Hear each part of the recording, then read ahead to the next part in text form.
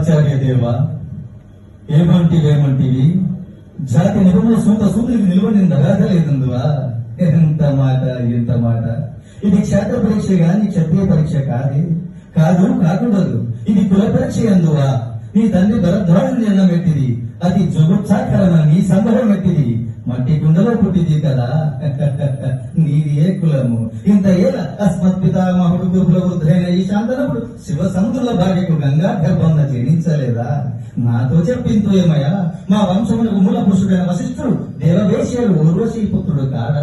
అతను పాంచవ్యాధి కన్య అయిన అరుంధతి శక్తిని, ఆ శక్తి చండాలయముని పరాశుని, ఆ పరాశుని పల్లగతైన మచ్చగత్తెను మా తాత వ్యాసుడి, మా వ్యాసుడి పెదతండ్రైన పితామహి అంబికతో మా పినతండ్రి పాండురాజును, మా ఇంటి దాసిచే ధర్మ నిర్మాణ జరునని మీచే కీర్తించబడుతున్న ఈ విధుల దేవునికి అనలేదా? సందర్భావసనను బట్టి క్షేత్ర